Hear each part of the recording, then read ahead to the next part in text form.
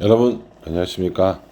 12월 21일 주일 넘치는 우리 교회 매일 묵상 시작하도록 하겠습니다. 오늘 본문 말씀은 미가서 1장 1절부터 16절까지 말씀입니다. 오늘부터 이제 묵상하는 본문은 미가서란 말이에요. 그러니까 미가서는 정말 꼼꼼하게 묵상해 보면 참 뭐랄까요, 좋은 책입니다. 물론 성경에 나오는 모든 책들이 다 좋은 책이지만 참 묵상하면 여러 가지로 많은 은혜와 또 교훈들을 얻을 수 있는 책이라고 생각합니다. 미가서는 선지자의 이름입니다. 선지자 이름이에요. 이름의 뜻은 여호와와 같으신 이가 누구인가라는 의미를 가지고 있어요.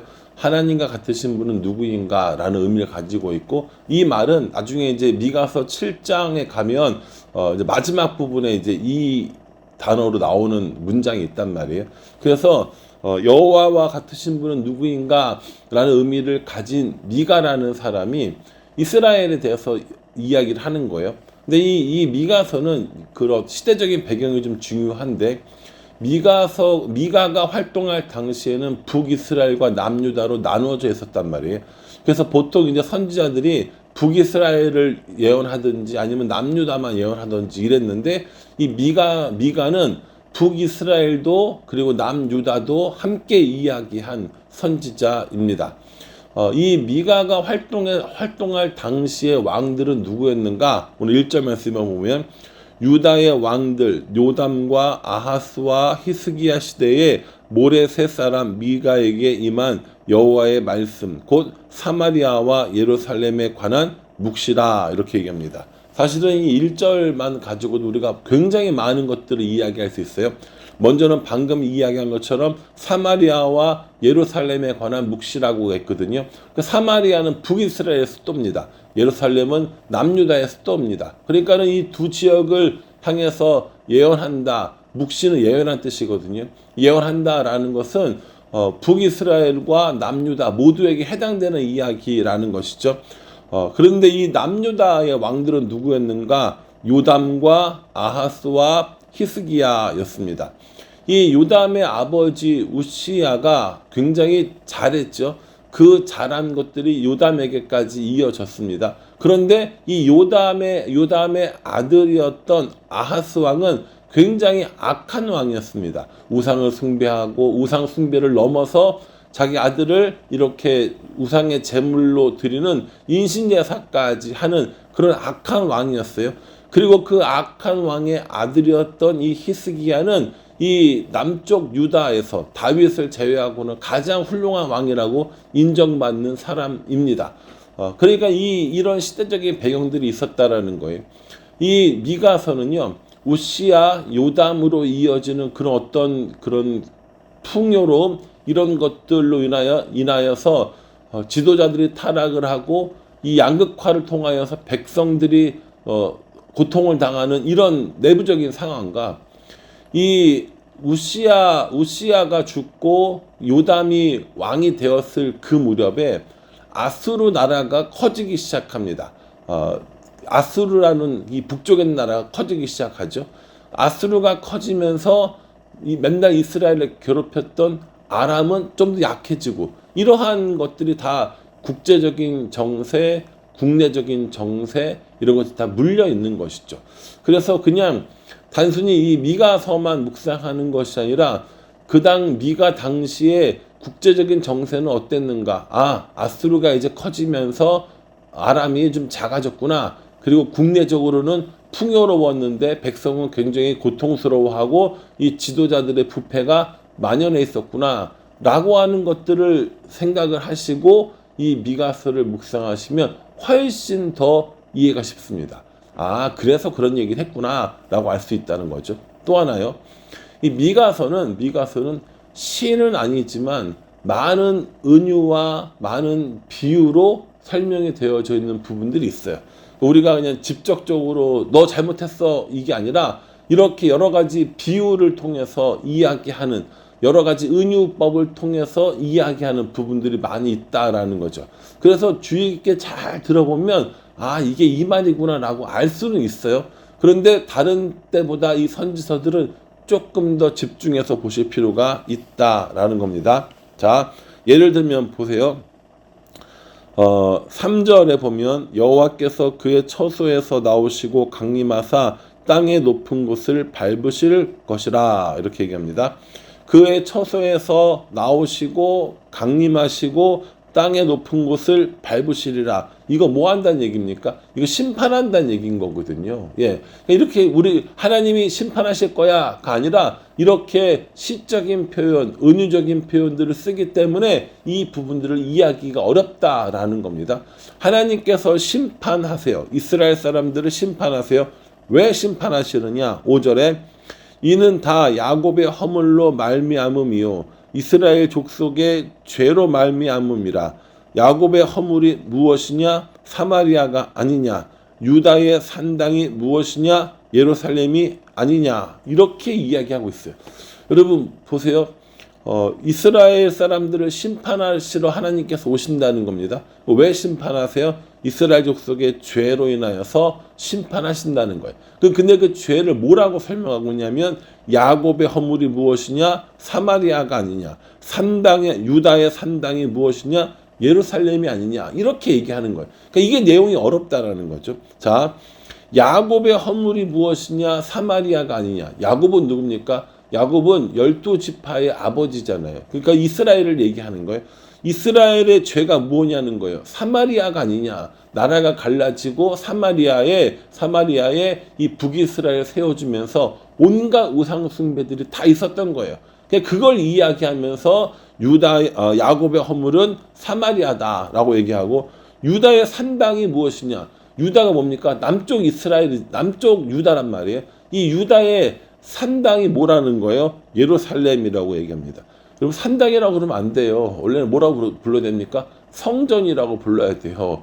유다의 성전이 무엇이냐? 예루살렘이 아니냐. 그러니까 유다의 하나님을 모시는 성전이 어디 있느냐? 예루살렘에 있다. 이 얘기를 미가가 뭐라고 얘기했냐면 유다의 산당이 무엇이냐? 예루살렘이 아니냐? 이렇게 얘기하는 거예요. 그러니까 이 얘기를 들은 사람들은 우리는 그냥 그런가 보다 그냥 한 줄 읽네? 이건데 이 이야기를 들었던 이 유다 사람들은 혹하는 거예요. 유다의 산당이 예루살렘이라니 이렇게 되는 거죠. 왜냐하면 산당이라는 건요 우상을 섬기기 위해서 썼던 거란 말이에요.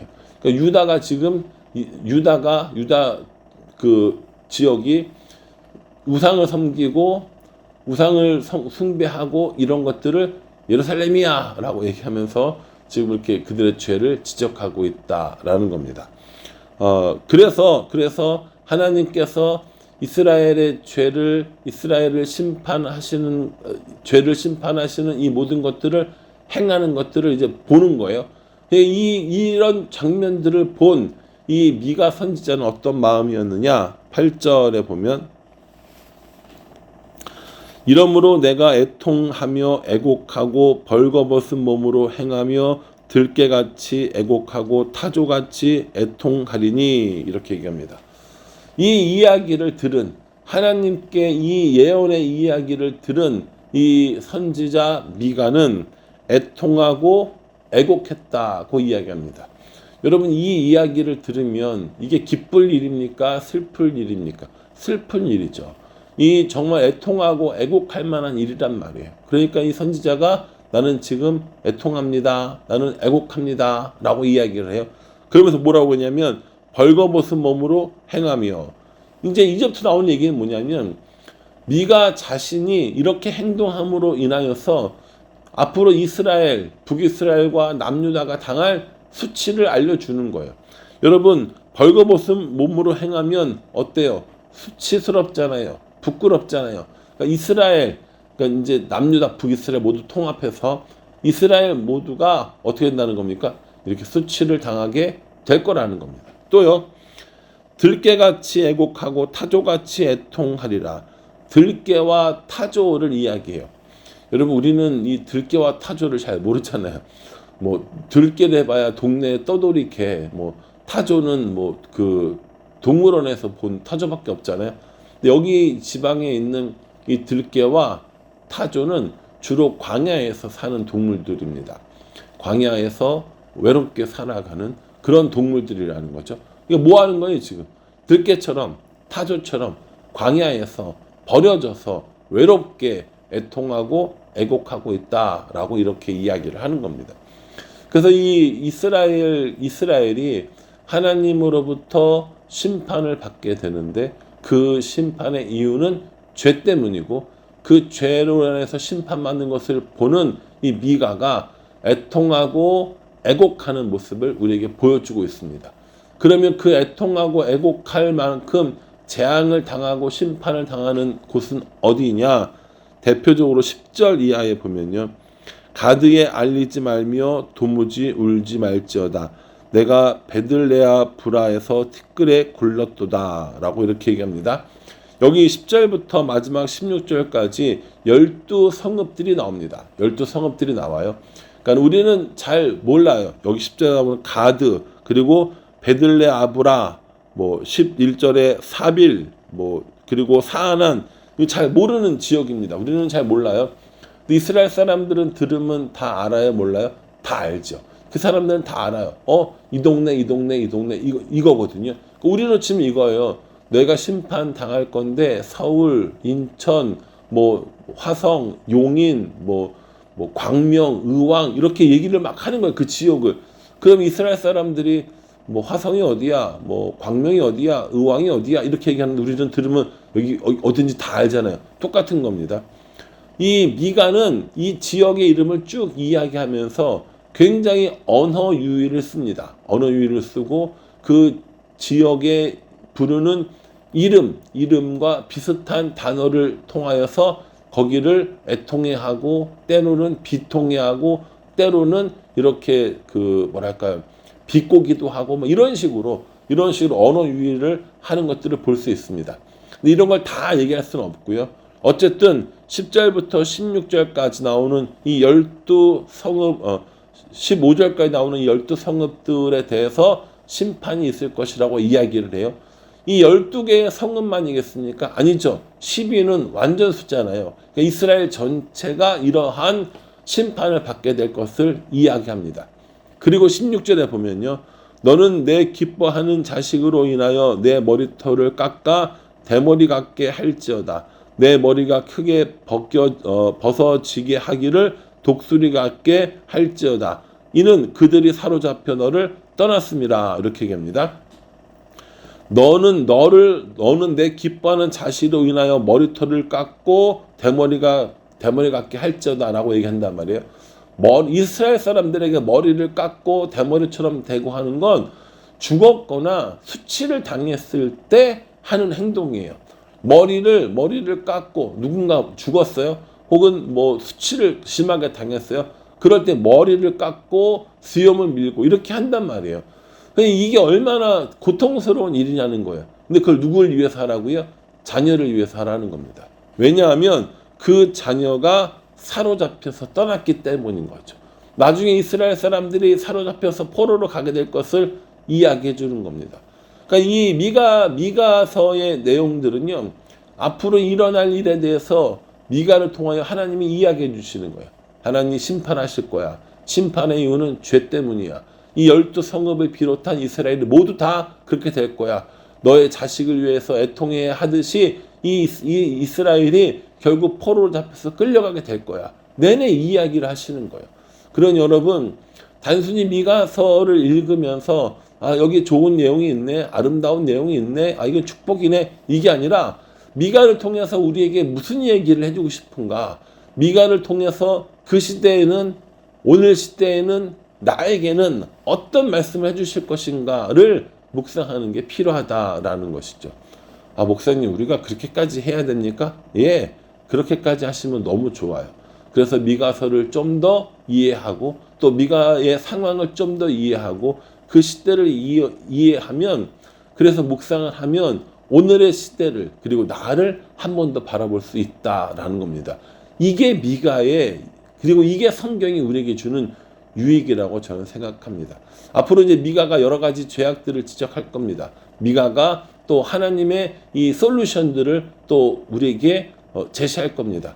우리의 상태는 어떻고 하나님의 우리를 치유하시는 방법은 무엇인지, 이런 걸 알아가는 거예요.